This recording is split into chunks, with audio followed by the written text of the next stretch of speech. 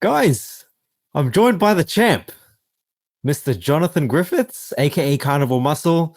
I want to just congratulate you in person and just say congratulations once again for coming first in your bodybuilding competition that's just recently happened. Um, how do you feel, mate? Cheers, Joff. I appreciate that. I feel good coming off the back of it. It's something I knew I had to do for my own sense of well-being and spirituality, if that makes sense. There's a It whole totally backstory does. behind that. We can or can't go into it. It's up to you. But yeah, I feel pretty good. The only thing now is I've worked my arse off. Say the judges reward you with, a nice trophy, two medals, certificate, and it says, oh, well done. You've been invited to the British finals, which is in 20 weeks from the actual show that I just won, which means I've got to do, if I want, another one. So it just never ends. It's a never-ending spiral of fatigue and pain and suffering to win a plastic trophy. But there we go. I enjoy it somehow. Somehow. Well, you know what? You totally deserve it. I mean, I know, obviously from what I see and what I hear following you on your social media platforms, how hard you've worked, and I can only imagine how you must feel. But yeah, I actually do. I do want to get into the nitty gritty. Let's talk about, um, what led you to the point of actually wanting to make that decision in competing once again. Because if people don't know your story, you've overcome a huge hurdle of having spinal surgery done. So maybe we can start from there, if that's okay. Yeah, sure. So on December the 12th, 2022, had my spine fused. Since then, I've kind Mm, of had these thoughts. I could compete again. I don't know. mm, Maybe I'll do this, that, and the other. Maybe I'll do something. But I wasn't too sure. And I was like, right, I don't have a lot going for me right now. I'm living a very difficult life. My sense of well-being is virtually zero. I have a dog and family that love me. That's all I had going for me. And at that point, I was like, okay, I'm going to start my business, work harder on that. Started with £250 from my grandmother for a birthday. I used that to invest towards a very affordable second-hand or 10th-hand laptop. Start making videos, start promoting myself, and from there I've built up a pretty successful business on nutrition coaching and exercise coaching, doing consultations, things like that. And there I was like, okay, well, I can keep working my business, but I'm getting a bit of a plateau in terms of my personal growth, my achievements, my sense of self-satisfaction. So I was like, okay, well, let's see if I can compete again as a carnivore bodybuilder, but this time I'm going to do it with two rods and four bolts in my lower back and severe debilitating spine pain up and down the back, numb legs all the time, and a really, really, really sore right hip. So at that point, I was thinking, okay, let's just do this. Let's just do this. Let's do it. I was looking at my data from previous years. So I'm a bodybuilder. I am autistic, and I do analyze things a lot. I like to hyper focus on things, and I seem to feel better doing that. That's the way I like to live. And I had all this data from years past where I track my nutrition, protein, carbs, fat, whatever it was, how much cardio I was doing, my training style, and I was like, let's scrap all this. Let's redo it all. So my contest prep started, technically speaking, about a year or so before my actual contest itself. And it wasn't that I prepared in that sense, but I had an idea of what I was going to do. So I was working out what my baseline protein intake would be, baseline fat, and how many grams of dairy carbs I could tolerate.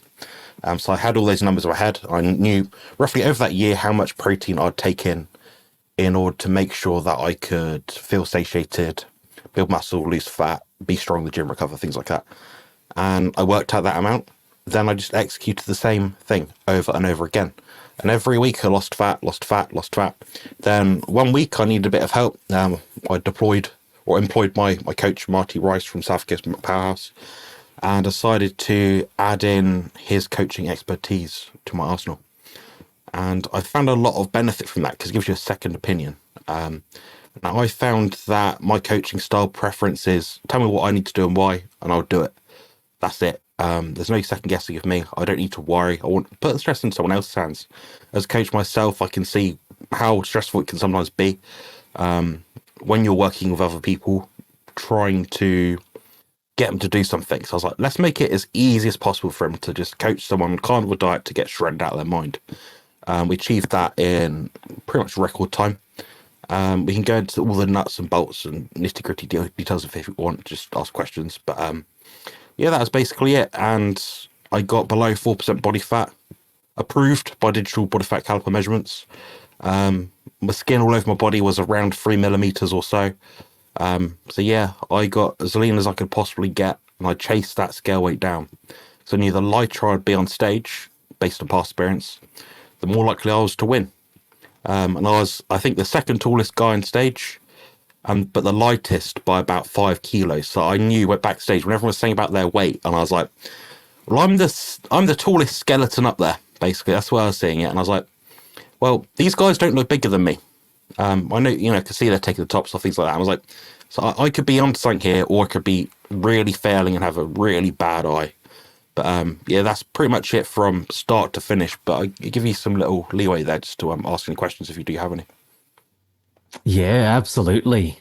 Wow, that's amazing to hear. I wanted to ask you about, I guess, a comparison from what it's like. Actually, let me just ask this first. Is this the first time you've competed as a 100% carnivore athlete? Second time around, right? Can I ask a comparison from what it was like prior to going carnivore? What I guess the differences are with your competition prep as a standard Western diet eater versus a carnivore diet bodybuilder. Now, Joff, it's funny you asked me this because yesterday I just started writing up a YouTube video script analysing exactly this point. Carnivore bodybuilding, my channel is based around building muscle, losing fat on the carnivore diet. How do you do it? Bodybuilding kind of summarises that regardless of who you are. If you go to the gym or trying to improve body, you're a bodybuilder effectively. Now, I decided to make a video called Benefits of Carnivore Bodybuilding, or, I'll label it something like that. Anyway, just to get to the matter itself, the main benefits I found were you are more stable with your protein intake, and there's less deviation because you have the right hunger signals. So you don't binge eat and suddenly eat 1,000 grams of carbs, but only 50 grams of protein in a day because you're eating cake. You just eat a limited amount of food, or food selection, food choices, and therefore you have exactly what you need in the right amounts. And that comes from obviously meat, animal fat. Then we're looking at the side of things like the leucine content, which is higher in animal foods. You've got the carnosine, very potent lactic acid buffer, which helps with training performance, and that comes from animal foods. Then you've got loads of different things. Carnitine helps with energy production, helps regulate thyroid function as well. You've got taurine, osmolite, helps regulate your osmotic balance, the electrolyte balance of your body in terms of the water in and out. Heals the gut lining, all sorts of useful things, helps your digestion, helps stimulate GABA production, therefore improving sleep and circadian rhythms. Then some of the other things outside of the high DIAAS score, which means the digestible indispensable amino acid score. Basically what that entails is that you have a certain amount of protein that you ingest, then what do you extract out of it from the amino acids, and they can basically trace that. And we're finding with things like beef and milk, those have a DIAAS score of over 100.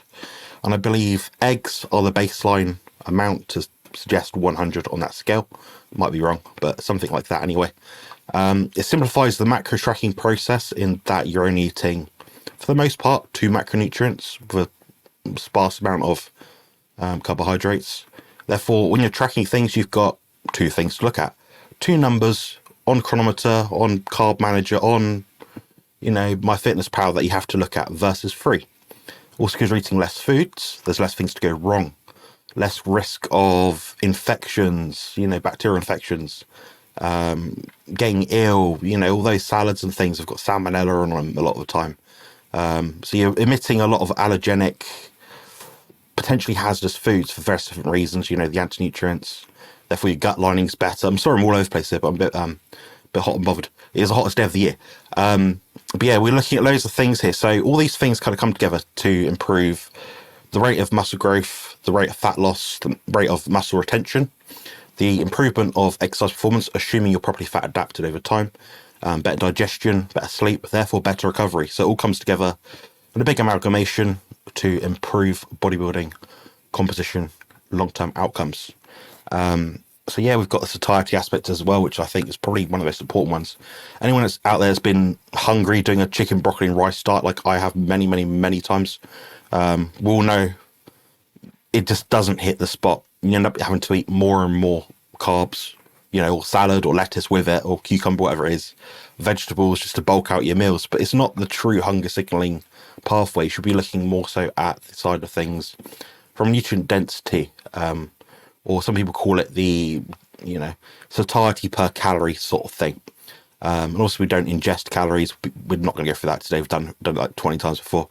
But we're looking at nutrients. So all the things I'm listed, carnosine, creatine, taurine, tyrosine, carnitine, B vitamins, selenium, iodine, all these things which are present in animal food in good concentrations.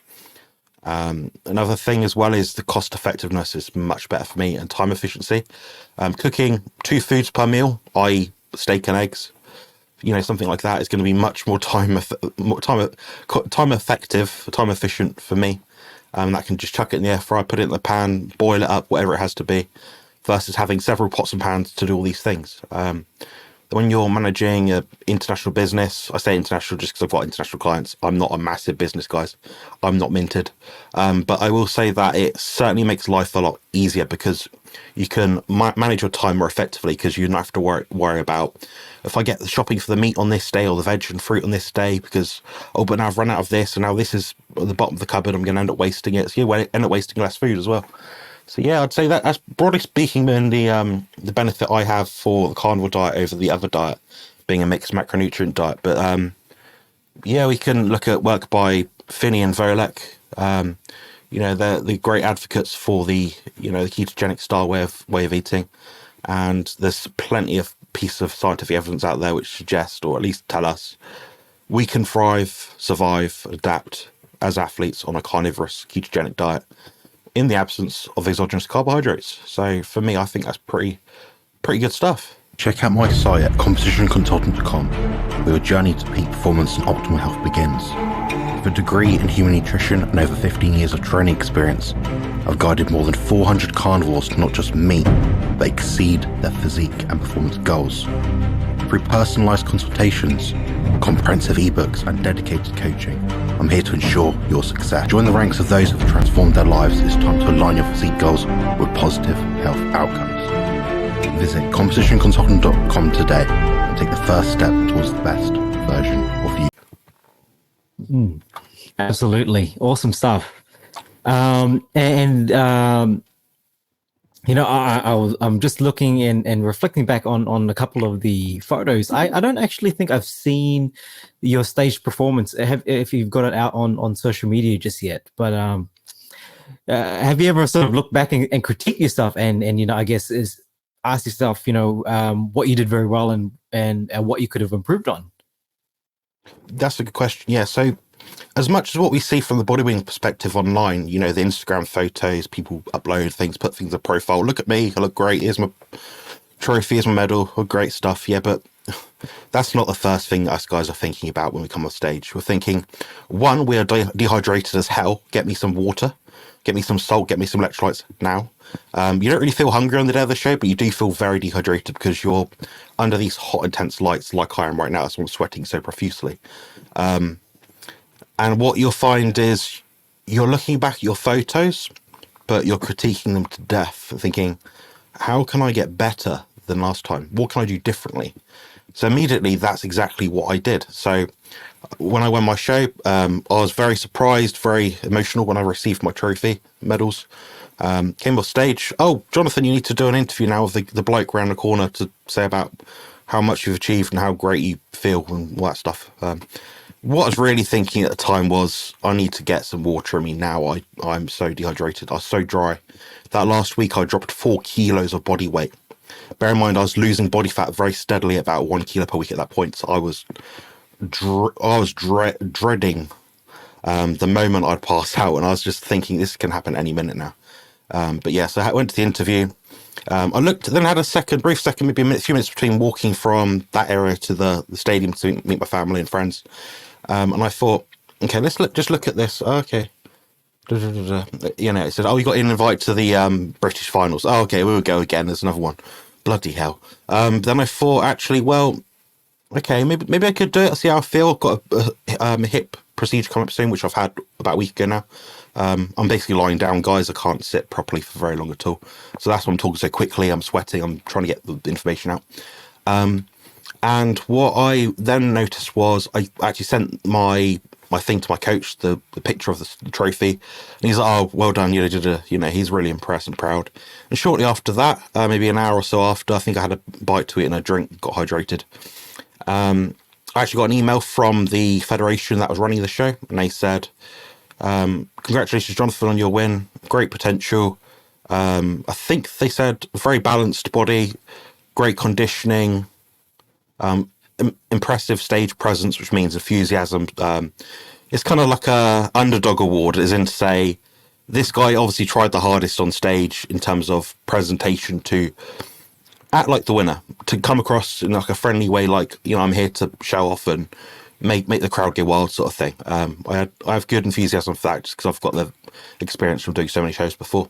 And one critique was, I think they said you need a bit more fullness, which was true. I dropped 4 kilos for the stage. And it could have been very slightly leaner, but when we're saying slightly leaner, it's in, that's nitpicking. I had striated glutes, hamstrings, veins all over me, which you guys can see in the pictures and stuff. But there wasn't much more I could do at that point with what I had, with my pain, fatigue levels. So I had to drop off so much fatigue throughout the show. As much as we can try hard as bodybuilders, a lot of it is for me. I need to rest a lot more than most people. I can't do this extra stuff. 10 minutes of walking for me is like half an hour for someone else. On my body and my joints, it is a lot of wear and tear. So everything has to be very carefully micromanaged. But yeah, they're kind of my thoughts after the stage. And, you know, I was looking at myself thinking, how am I going to get better? And it was, well, increase the fullness of my body a little bit. So make sure maybe I'm a bit leaner a few days earlier. That's literally it. Maybe fat load a day or so earlier, which is like a bit like carb loading, but you just put more intramuscular triglycerides, which convert into glycogen also as well, downstream. So yeah, that's basically it. So not much to report in terms of how I'm going to get better. Am I perfect? No. Can I get better? Yes. There's cards on the table. And there's a lot of levers, wink, wink, that I didn't pull for this bodybuilding competition. I was very conservative. So read between the lines, guys. And it's not something I talk about on my channel at all in regards to myself, because it's not helpful to anyone whatsoever, ever. And only serves to actually bring my brand and business down backwards. But I've always been transparent about my use. I just don't talk about it, because the thing is, every time I go online, someone asks me a question about it, usually about 18 years old, and they have no business even looking at anything more than doing, you know, the big 5 lifts in the gym and training twice a week and adding a protein shake or a chicken breast onto their diet to get enough protein. They don't need to be concerning themselves with it. And these guys are always noobs, and they're always aggressive as hell when they start asking me about it. And I think, you're not going to get my information now, so you're getting blocked. You're disrespectful, you have the wrong attitude, and you're going to harm yourself. So that's why I don't promote it. I don't talk about it because I don't want to promote it. I don't want other people to harm themselves. Now, people can go to other channels to ask these questions. That's fine. You go to them, not to me. So, yeah.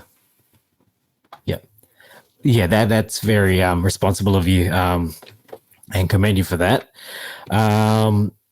Now, you touched on something that I actually wanted, I really want to know and find out about, is your pain. Because I know, I've known you from following you, how painful it was post-surgery and ongoing, just the ongoing pain that you've had, with not just the spine, but the hip as well. How did you sort of, I guess, manage all that, training, preparing for competition, and both physically and mentally as well? Like, yeah, I'm just very curious. Yeah, that's a fair question. I always think back to certain films for inspiration, and they're oftentimes ones which you would never even consider. And one of them is the film War Horse. It's a film about a horse in the war. Basically, it's used for pulling stuff and part of the military, maybe for helping people get around, commanders, generals, things like that. And it goes from like army to army to army to army, and it has these horrible circumstances. But every now and then, it gets little glimpses of hope. So for me, bodybuilding for me is one of those glimpses of hope. The idea that I can achieve someone that I know pretty much no one in my immediate social circle can achieve. They don't have to do it. They don't want to do it. Maybe that's fine. But I know if they put their mind to it, they wouldn't be able to. Just because I know how hard I had to work to get through that. You have to go to a dark place to get to that level of conditioning, and it's not easy. You can't throw drugs at it and it comes. They just expedite the process. Your body is in a very difficult position when you're that lean, and you're trying to get even leaner. That's when it gets hard. So that last 2% difference, guys, between being good and very good in terms of like your stage physique, is maybe like 20% of the effort overall that you put in terms of the amount of effort per unit of percentage. So you're looking at a really tough last few weeks when you're that lean. So a lot of people get on stage, they get on stage about 8 to 10% body fat, if I'm honest. And that's what I see typically in shows. And they haven't dieted hard enough to get that true bodybuilding conditioning, which refers to the state of leanness. But in terms of how I managed it, that's a really good question. So my life is carefully micromanaged. So the difference for me between sitting here for 30 minutes versus an hour is extreme. An hour will put me in bed all day for the entire day at this point in time. I'll suffer. I'll potentially lose business for it because I've got to block out my calendar from consultations, and it will make me very miserable, and I'll probably lose sleep for it. I'll also have to use a higher dose of medical cannabis, which I'm prescribed, to be able to just go about my day the next day.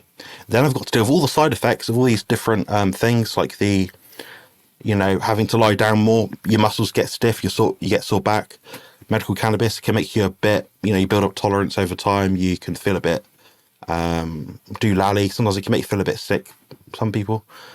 So you have to make people aware of this. So every time I'm speaking to someone now, I'm saying, when is this meeting we've got to do, whether it be my side or theirs, and be there in time. Respect my time. So you'll see me say on my channel a lot, guys, respect my time, respect my energy. That's because I have to do it myself, because no one's going to do it for me. No one knows that I'm suffering as much as I am. This is why I'm so blatant and upfront about my difficulties. I am disabled. It's obvious. I live with autism. I have to micromanage every part of my day. The light exposure I have to manage. So this bright light does not make me feel good at all, but it's a part of the presentation.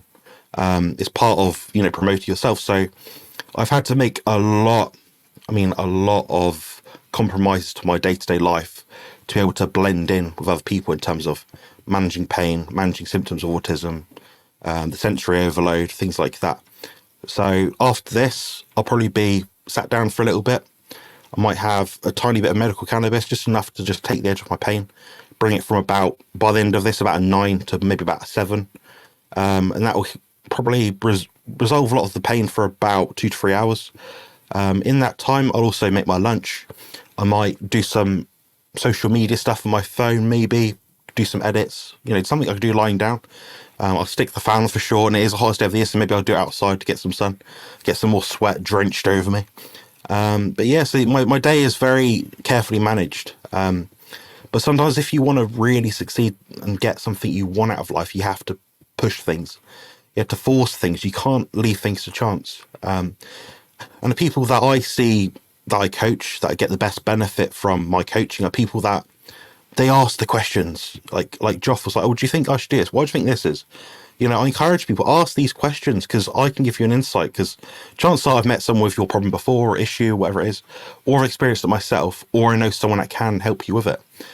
So what it is, although we have the information as coaches or, teachers or educators in this space, we also have the ability to signpost people to the necessary intervention that's needed. So that's kind of my take on how I go about my day. All the health facts we can talk about if you want as well, but I thought I'd leave that out for now. So. No, that's awesome. Look, it's again, I can completely, not fully resonate because I've obviously never had spinal surgery, but I've been in pain as well through injuries and whatnot, and it's not fun. It's not great. But you've obviously done really well enough to secure, your first place and to come through, winning basically. So well done. And you pointed out as well that you have a roster of clients that you're coaching, and during that time, while you were preparing for your own competition, you were coaching this guy here all the way from Australia. Yeah. What time is it where you're at? Man, it's 10:20 right now. Yeah, at night. So that's the challenge that you had to also manage as well, because your income depends on that as well. You've got your clients that you've got to attend to, and to ensure that business runs as usual. But I do actually want to take just a short time as well, just to reflect on my experience from your coaching, because we did what, Sure, yeah. 3 months. 3 months. We did three good months. We got some tremendous results together. We did. Yeah, for 3 months. 3 months with the level of suffering was so minimal for what you got out of it, I think, but of how much you gained in terms of like the educational training. So you're a pretty advanced trainer yourself. You've been to the gym, you've been training for a while, strength, powerlifting background, things like that. But you came to me a bit more bodybuilding focused, like how do I get my mirror body looking a bit better? So yeah, and I came in with a mindset that I am coming in as a student. I strip everything of what I knew. I hate to say it, but I did have an ego. I had an ego issue when it came to the gym. I've been training for over a decade actually, and what I thought I knew was standard for me, that worked for me. But I had when I sent you the initial message, I thought to myself, I have to put myself in a place where I was at ground level as a student, and so that was my mindset coming in. I don't know if if I ever actually told you that, or if you picked it up. Yeah, picked up a little bit. Yeah, and my experience of it, overall, it was humbling, and it was amazing to see the results.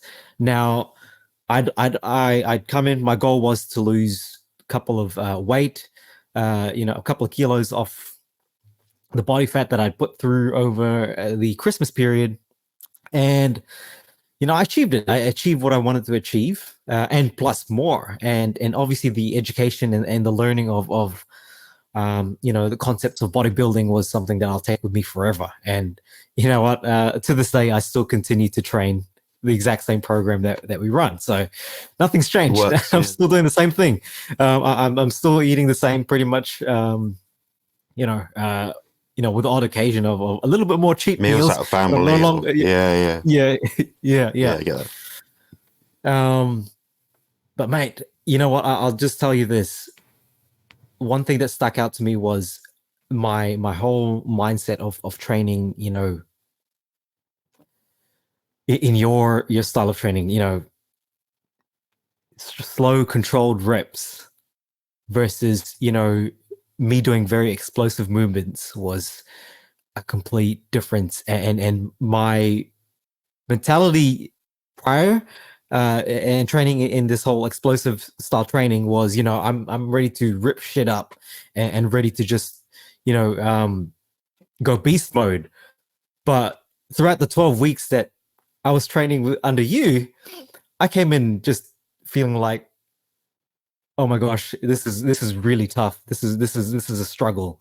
And I pushed myself. I really did push myself.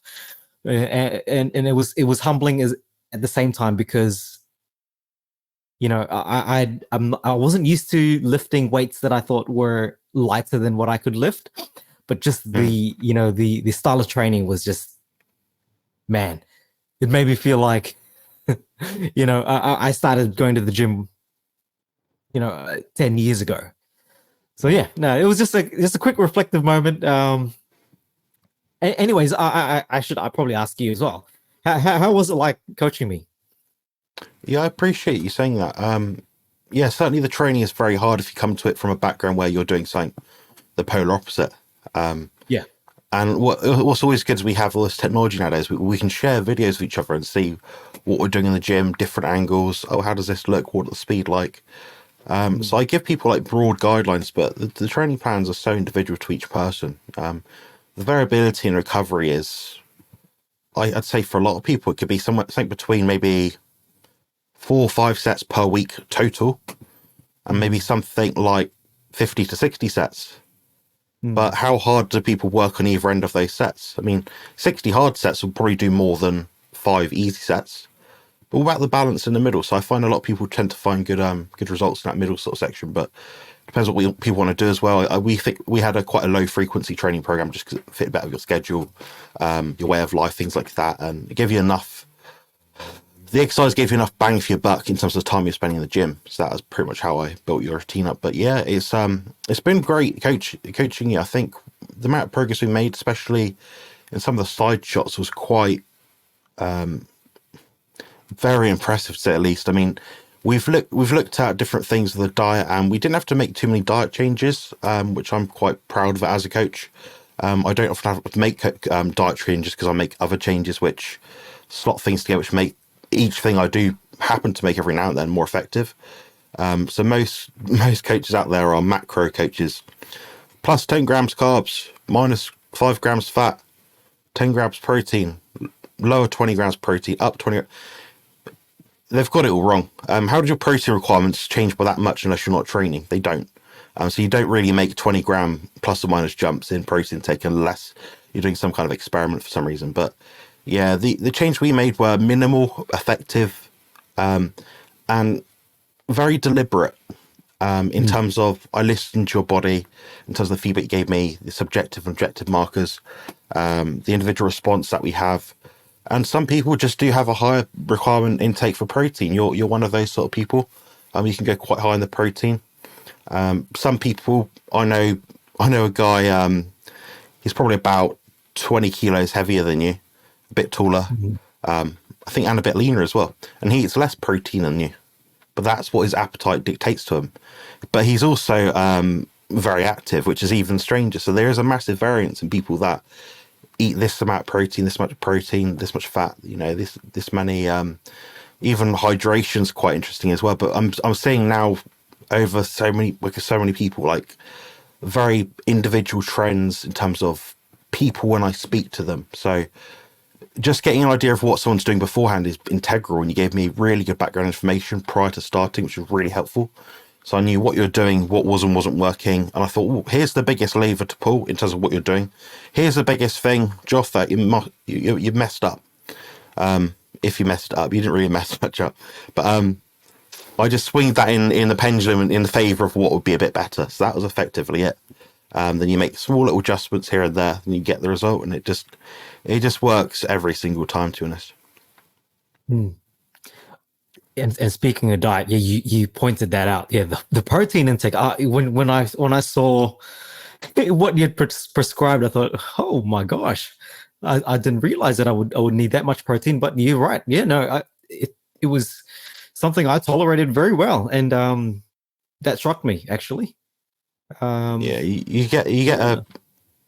I'm finding people that work night shifts or funny shift patterns like you do yourself. Oh. They do tend to eat more protein, crave more protein. I suspect there is something very obvious biologically that's happening there. More amino acids, more B vitamins. I don't know, but the body's obviously starving for something. But the fat doesn't seem to work too well for a lot of these folks. When I say fat, I mean, yeah, you have enough fat, but you don't go 400 grams of fat with someone that's working at night. It's not. Yeah, it has to be specific. All right. Well, look, I think we'll cap it at that, Jonathan. Look, I want to say thank you again for your time in this interview. For having a chat with me across the pond, but also I want to thank you personally as well for coaching me during a very busy time for you as well. So yeah, many things to be grateful for. Yeah, for sure. Both sides. I appreciate. I can definitely return the same words to you, Joff. I think for me, I gained a lot from being your coach as well. It made it, because I'm already friends with you. I kind of had a better relationship with you than I would with someone else, perhaps. So for me, it's quite easy just to say, just do this, But sometimes there's a bit of an emotional tie to it where you kind of not too sure, not too trusting sort of thing. But your reciprocation with communication was very good, very effective. I couldn't fault you.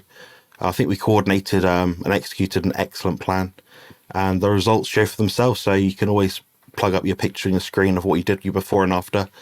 And that, guys, if you put it up on the screen now, or on the thumbnail perhaps, you can clearly see how much progress he made. And honestly, his adherence was very, very good. I'd say in terms of my clientele, probably top 5%, which is really good, because a lot of them are really strict. Some are very not strict and they know it, but most of them are very like, how many grams of salt should I have per day? I'm like, just chill. Just have a bit more. Have a bit more if you fancy it. Even if you don't, just don't have it. So yeah. Awesome stuff. Well, again, thank you, Jonathan. And guys, if you like this video, give it a big thumbs up and subscribe to both our YouTube channels. All right. See ya. Cheers, guys. Build muscle and lose fat on the carnivore diet.